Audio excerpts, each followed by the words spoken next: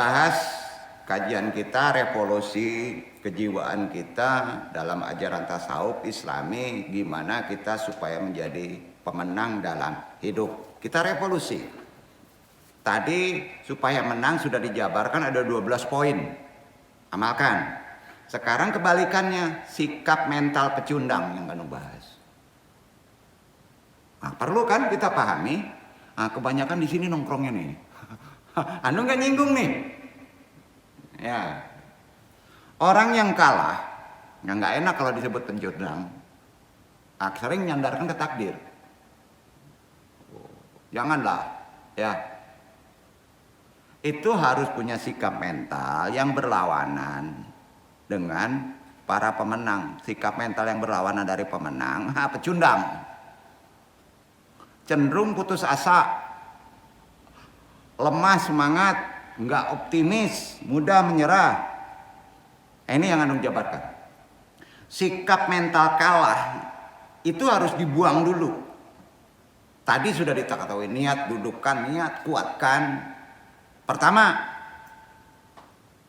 berjuang karena selain Allah dan hanya untuk materi semata, untuk diri sendiri, untuk populer, untuk jabatan. Pecundang itu. Kalaupun menang pasti jatuhnya ambruknya, kalahnya minta ampun. Jadi nawaitunya harus karena Allah. Menang itu harus karena Allah, bekerja itu harus karena Allah. Duduk gak? Itu muslim. Duduk gak nih? Apa ini mengandung jelaskan biasa aja kajinya, tapi kita sering salah nawaitu. Pecundang adalah orang yang berjuang dalam rangka kepentingan duniawi semata tok. Enggak. Bukan. Paling pokok untuk kepentingan kehidupan kekal kan. Ya. Kadangkala kita sering melupakan tujuan. Tujuan yang hakiki kita meraih ridha Allah yang sering kita sebut. Karena Rasulullah bersabda nih, kullu amal naitun wa kullu insan yanal ma'nua. Setiap amal itu tergantung pada niatnya, dan setiap orang mendapatkan apa yang dia niatkan. Betul kamu dapat dunia, nah siap-siap ambruk lagi. Itu pecundang. Kalau ajaran Islam namanya pecundang. Banyak yang salah nggak? Coba pikirkan, banyak yang salah nggak? Beresin tuh, luruskan lagi. Seorang yang berjuang bukan karena selain Allah, sangat mungkin dia memiliki niat untuk mendapatkan harta, tahta, wanita, pria. Betul kan? Akibatnya, jika semua targetnya sudah tercapai, maka dia akan berhenti berjuang. Pasti itu. Nggak mau lagi. Karena targetnya udah dapat. Ya. Perjuangan bukan karena selain Allah akan menumbuhkan sikap pragmatis tuh. Egois, individualis pada dirinya karena tujuannya adalah meraih kenikmatan, hanya kenikmatan, kesenangan pribadi, sehingga sangat mungkin mengorbankan orang lain, mengorbankan kepentingan bersama, dan yang penting kepentingan pribadi dapat. Banyak yang kayak gitu? Banyak. Yang kedua, ini dong anggap mental kalah ya, mental pecundang. Ini tidak motivasi nih, ini Islam nih. Mau dia dimotivasikan terserah, mau dijual terserah dia. Ajaran Islam kan untuk umum, ada di Quran. Bercita-cita rendah. Kalau menang baik, kalau nggak menang gimana lagi? Banyak kan ngomong kayak gitu. Ba'alai. Itu namanya ba'alai, cita-citanya rendah tuh. Nggak bisa begitu. Seorang yang kalah, pecundang itu, mereka bercita-cita rendah, tidak memiliki optimis. Tadi kan ada optimis, keyakinan untuk menang, diulang-ulang. Sehingga dia akan berkata, kalau menang baik, kalau tidak gimana lagi? Aduh. Akibatnya apa? Dia tidak berusaha sungguh-sungguh. Tuh kalau punya rasa begitu, sebenarnya itu nggak kuat menghadapi ujian, menghadapi godaan. yang mampu menghentikan langkahnya menuju tujuan. Nggak kuat. Itu aja sebetulnya. Ketiga, lemah semangat kita, kehidupan sekarang. Seorang yang kalah dalam hidup itu semangatnya kadang naik, kadang turun. Grafiknya kenceng. Teng. Nggak ada istiqomahnya. Dia mudah dipengaruhi orang lain. Kadang-kala dipengaruhi dunia medsos lagi. Kalau mau dipengaruhi itu oleh Quran. Kalau orang lain semangat, maka kita ikut semangat. Oh, lagi ramai kafe, buat kafe. Ya nggak bisa begitu. Sebaliknya ada beberapa tanda-tanda gangguan mental umumnya tuh. Kalau sudah sampai titik lemah semangat itu gangguan mental bahasanya. Ini bukan petunjuk psikologi, kejiwaan enggak. Ini mesti diperbaiki kalau sudah ada gangguan mental kita. Rata-rata orang sekarang hampir 80% gangguannya mental. Kadang-kadang orang disebut gangguan mental enak nggak? Enggak ya. Karena orang menyandarkan gangguan mental itu gilo gitu. Enggak, umumnya kena gangguan mental sama sakit flu. Rata-rata 80%. Ini penting diketahui ya, gangguan mental itu ya. Gini, maaf, gangguan mental itu punya level. Ujungnya meracau. Ya, ujungnya sama, kajinya yang tertinggi sebenarnya apa? John nyaman. Gimana gue nyaman? Itu gangguan mental. Gangguan mental itu sama aja gilo. Sama. Tapi gilonya intelektual. Nggak kelihatan. Nah gini. Sering merasa sedih. Sering banget sedihnya. Jadi galau itu gangguan mental nggak? Gangguan mental. Kehilangan kemampuan untuk berkonsentrasi. Gangguan mental tuh. Ketakutan, kekhawatiran yang melampaui batas berlebihan. Perasaan bersalah. Menghantui terus, gangguan mental tuh. Ketidakmampuan untuk mengatasi stres atau masalah sehari-hari bisa mengakibatkan gangguan mental. Marah berlebihan, rentan melakukan kekerasan, kerap merasa tidak berdaya dan putus asa, bahkan berpikir untuk bunuh diri puncaknya. Baru berpikir, itu jelas gangguan mental. Ya, hati-hati di kehidupan sekarang. Dalam perspektif ajaran Islam, kita mengenal adanya penyakit jiwa yang memiliki identik ya dengan beberapa sifat buruk, tingkah laku yang tercela. Namanya akhlakul majmumah. Nah, itu kan ajaran Islam kan. Sakit jiwa itu ajaran Islam. Quran menyebutnya akhlakul majmumah, betul kan? Nah, di antaranya sifat apa? Akhlakul majmumah. Nah, coba realisasi daripada ajaran-ajaran Islam. Yang paling dasar nih sebenarnya. Sifat tamak, dengki, iri hati, arogan, emosi, DLSB. Itu gangguan jiwa itu. Udah di atas gangguan mental itu. Ada orang yang nggak bisa diberesin tamaknya nggak? Banyak kan? Dengkinya ada nggak? Padahal dia muslim, ke masjid sering. Itu sudah gilo jiwanya. Udah sakit jiwa itu. Bukan gangguan mental. Gangguan jiwa itu. Udah kerohani. Sulit sekali menghilangkan iri hati. Arogan. Banyak orang sekarang emosian, nggak terkontrol. Itu gangguan jiwa. Kita kenali tanda-tandanya ya. Kalau kita ingin menjadi penterapis. Kesehatan jiwa, kesehatan mental. Ini bisa mengantisipasi terjadinya gangguan-gangguan penyakit kejiwaan. Akhirnya bisa ke fisik. Karena itu manfaat yang kita dapatkan saat kita memahami gangguannya bisa menjaga kesehatan kita baik mental maupun kejiwaan. Itu disampaikan. Yang mesti datang kemari kan penterapis, psikologi, tasawuf terapi, bukan tidur. Dia baca buku, tapi aplikasi pemahamannya tidak ditunjuki dari seorang guru, bisa nggak? Susah. Karena dirinya terhijab.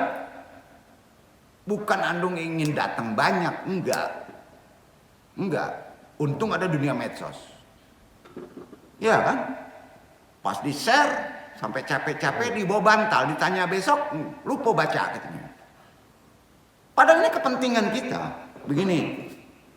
Satu, ya. Menjaga kesehatan kejiwaan kita, mental kita dalam ajaran Islam perlu diketahui. Satu, individu mampu menyadari potensi dirinya. Potensi kita akan bisa disadari. Kedua, mampu mengatasi tekanan hidup kalau kita mengetahui sebab gangguan itu. Mampu bekerja secara produktif insya Allah. Keempat, mampu memberikan kontribusi kepada komunitasnya insya Allah. Karena itu kesehatan mental, kesehatan jiwa dalam kacamata ajaran Islam itu merupakan suatu kemampuan diri individu dalam mengelola terwujudnya keserasian antara fungsi-fungsi kejiwaan, terciptanya penyesuaian dengan diri sendiri, orang lain, lingkungan sekitarnya secara dinamis. Disitulah antum akan menjadi pemenang dalam menjalani kehidupan. Karena itu Al-Quran, As-Sunnah itu sebagai pedoman sudah menunjukinya. Hidup menuju kebahagiaan dunia wal akhirat, enggak dunia saja. Ya. Beberapa upaya, usaha, ikhtiar yang dapat dilakukan membangun kesehatan mental kejiwaan kita adalah satu, puasa kemarin disuruh wajib, kendalikan nafsu, terutama nafsu amarah dulu yang sering merusak. Karena nafsu amarah itu gangguannya sudah kejiwaan, nggak bisa kontrol. Di antaranya ini bukan kata motivasi, bukan kata sunnah, tapi kata Allah. Yusuf ayat 53. Iqra Iwan. Itu dia.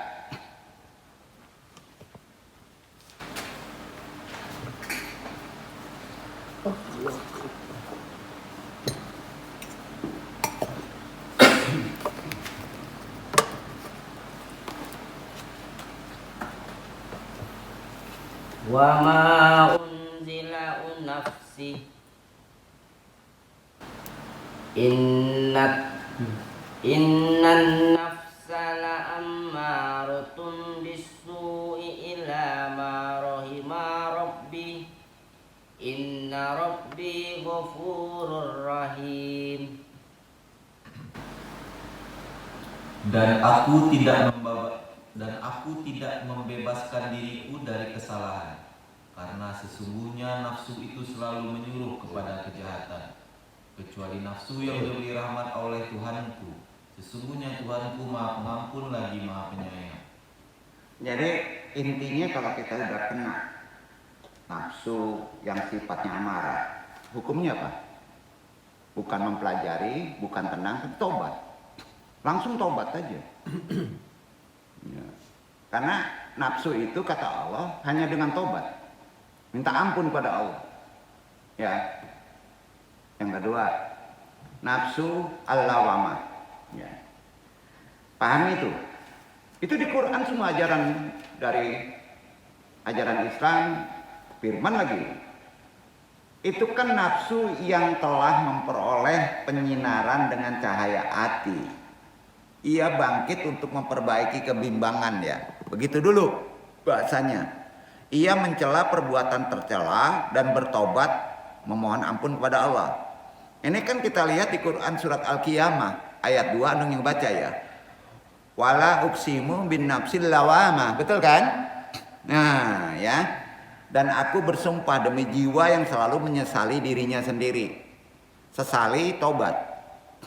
Lawamah tuh. Yang ketiga,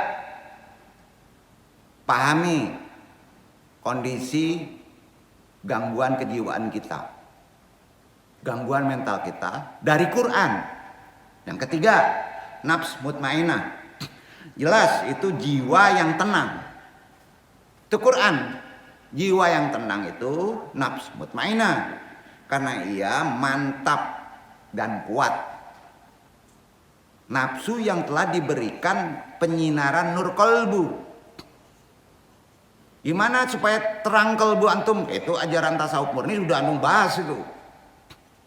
Sehingga dapat meninggalkan sifat-sifat majmumah dan menumbuhkan akhlakul mahmudah.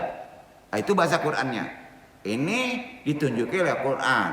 Bukan motivasi. Quran surat Al-Fajr 27, 28, 29, 30. Iqra ikhwan.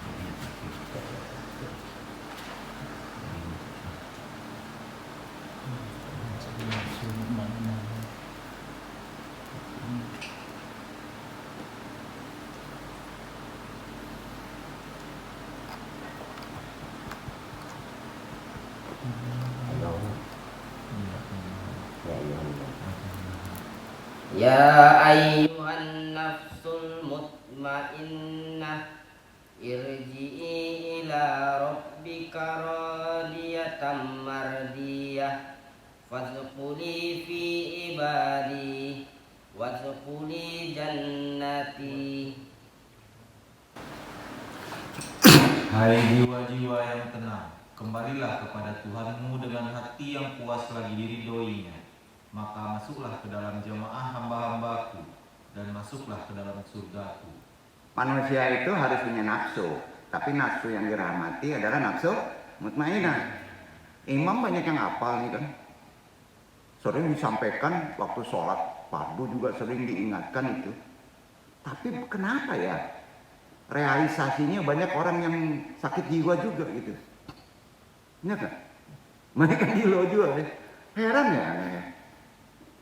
Ya, kearifannya nggak ada dalam itu. Apa sebab? Tertabiri mungkin ya. Iya. Nah. Jadi sudah jelas ya cara Islam ajarannya, bukan cara motivasi ya. Bener kan? Nah kenapa sih Andung ulang kajian ini kan wilayahnya sebenarnya di bawah.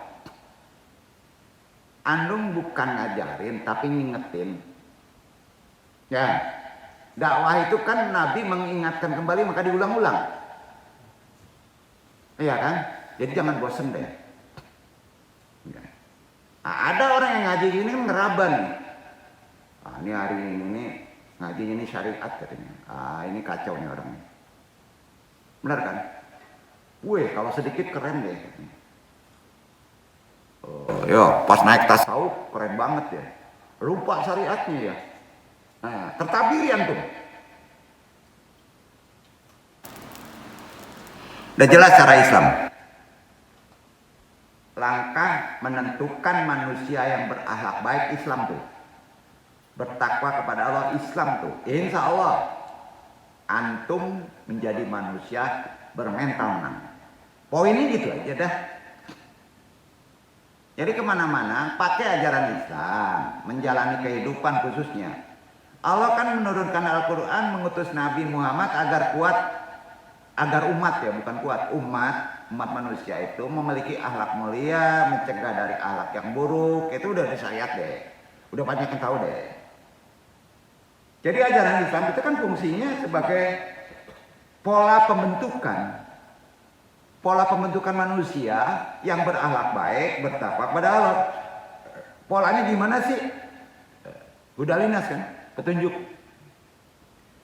Polanya itu harus kita pelajari, kita pahami, kita amalkan di Al-Quran itu. Poinnya itu aja. Bukan jadiin jimat. Tahu jimat? Pas marah, orang supaya tunduk, baca Quran surat ini. Gitu. Wah, itu jimat namanya. Ya. kaji hikmah aja lah ya. Gimana badan kita supaya gede. Ya. Orang takut kalau gede, segede raksasa, segede pohon kelapa jadi siampa umpamanya kan.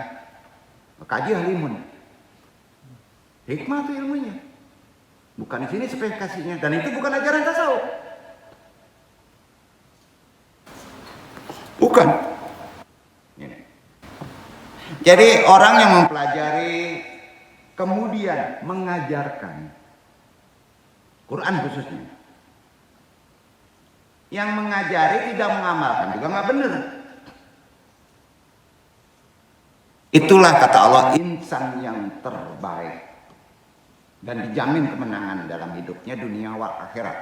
Pertama, mendapatkan syafaat dari Quran itu sendiri di hari kiamat. Keuntungannya. Kedua, dekat dengan Al-Quran, sering baca, sering mengamalkan, ajarin, insya Allah mendapat derajat yang tinggi dunia wal akhirat. Tanpa kita menyadarinya. Ketiga, baca Quran, baca saja mendapat pahala. Walaupun antum nggak ngerti. Benar kan? 4, mendapat ketenangan. Percaya nggak? Nggak zikir aja. Zikir tidak mempelajari tuntunan Hudalinas, nggak juga bisa tenang. Karena poinnya baca tuntunan dari Hudalinas Al-Quran. Mendapat ketenangan dan rahmat ketika berkumpul membaca Al-Quran. Banyak orang baca Al-Quran tapi nggak tenang. Ketenangannya hilang. Ya, karena sering Quran itu hanya dijadikan sebagai jimat. Enggak begitu. Ya. Jadi pendidikan pengajaran sesuai tingkatannya memang di Quran itu. Luqman mendidik anaknya melalui proses tahapan yang memiliki fokus pada masing-masing tingkatan. Betul. Cara-cara dalam membangun kesehatan mental, kesehatan jiwa. Ini kan mudah-mudahan mengetahui penyebabnya. Andung hanya berharap ya dapat menjadi terapi bagi kita yang memiliki gangguan kehidupan mental kita, kejiwaan kita, dan bagi kita mereka yang memiliki kepribadian amarah, rajo marah, marah halim, marah sih. Ya, harapan dari pribadi yang memiliki kepribadian bisa baik menjadi pribadi lawama menuju pribadi mutmainah. Jangan lawamanya. Tujuannya mutmainah yang diri dari Allah. Cobalah kita bangun itu. Khususnya juga ajari ke keluarga kita. Insya Allah kesehatan mental antum makin baik. Dengan begitu antum menjadi pemenang nanti tuh. Konsepnya begitu. Bukan konsep, aplikasinya yang penting. Mudah-mudahan kita menjadi orang yang selalu dilindungi oleh Allah. Dengan merawat kesehatan mental kita, kenali, ya, merawat kejiwaan kita, kenali, pelajari. Karena itu dalam ilmu tasawuf kita naikkan. Ya. Penyakit mental itu dipandang sebagai akibat ketidakseimbangan spiritual. Penyakit jiwa itu karena nggak seimbang spiritual. Kata spiritual udah tunjukin, betul kan? Nah, sebelumnya sudah Andung bahas kan ini. Poinnya kan di tajkiyatun nafs. Penyucian jiwa. Proses membuang sifat-sifat negatif seperti iri hati, sombong, benci, serakah. Tajkiyatun nafs, penyucian jiwa itu diaplikasikan, diamalkan. Itu langkah awalnya. Kalau di makomat itu di awal. Dalam kajian makomat, khususnya di torekot. Di Islam juga diajari syariat puasa, makanya wajib. Ya. Yang penting antum sembuh dulu. Karena itu proses penyembuhan. Jadi Ramadan puasa itu proses penyembuhan. Artinya Allah tahu nggak ada orang yang nggak sakit. Ya. Jadi jangan disebut sakit jiwa itu nggak enak dan waras mah gitu. Enggak. Untuk apa Allah mewajibkan tiap tahun kepada orang soleh juga wajib kan?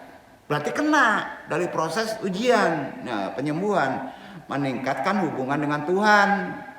Karena itu tasawuf salah satu tingginya hubungan kita dengan Allah, hablum minallah. Ya. Tasawuf itu kan mengajarkan pemurnian jiwa, hubungan yang lebih dekat dengan Rabb. Karena itu ilmu tasawuf itu bisa membantu membebaskan diri dari materialisme. Menemukan kebahagiaan yang lebih dalam.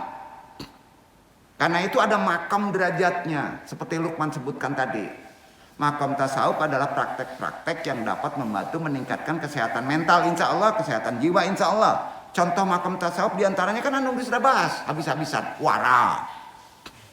Hati-hati dalam bersikap. Hati-hati dalam memutuskan sesuatu persoalan. Itu namanya apa? Wara. Hati-hati. Jangan main putusin aja. Wara itu. Yang kedua, juhud. Umpamanya gitu. Ada yang diutamakan juhud. Ada yang keduanya wara. Terserah deh. Tapi poinnya yang penting paham. Juhud, apa itu? Meningkatkan kontrol emosional. Itu intinya sebenarnya juhud. Bukan miskin. Meningkatkan kontrol emosional itu juhud.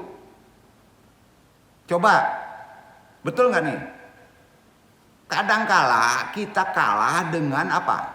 Dengan trade merek yang terbaik. Beli HP yang paling tinggi. Padahal manfaatnya untuk ngomong sama nyimpan memori. Itu juhud kan? Sederhana. Fakir. Apa coba fakir? Bukan miskin. Fakir itu ajaran tasawuf menghindari perilaku konsumtif dan kompetitif. Yang nggak perlu kita beradu berlomba. Kalau nggak perlu, ngalah aja. Sifat konsumtif itu bahaya kan? Itu fakir. Iya kan? Nah, naik lagi. Apa tuh? Tasawuf ajarannya supaya kita menang, sabar. Tadi udah disebut. Jadi poin sebenarnya sabar itu meminimalisir perasaan frustasi. Dikurangi rasa frustasi itu sabar. Bener kan? Ya, apalagi? Tawakal. Masih ada di atas tawakal. Meminimalisir perasaan kecewa. Kalau udah kecewa, tawakal. Kecewa lagi, gagal lagi. Serahkan ke Allah. Bener nggak? Ya kan? Baru ridho. Tinggi kan ridho? Apa itu ridho? Meminimalisir perasaan duka cita. Ridho itu tinggi karena sifatnya sudah terjadi masalah yang besar. Maka pakai ridho. Kematian, terbakar, bencana, ridho. Bencana masih pakai tawakal. Kacau bro. Itu sudah ketetapan takdir. Maka lawan dengan ridho. Ya, ridho aja karena itu udah keputusan. Ya. Jadi meminimalisir perasaan duka cita. Karena itu dalam ilmu psikologi sufi. Anu naikkan psikologinya ke sufi nih. Psikologi tasawuf. Gimana?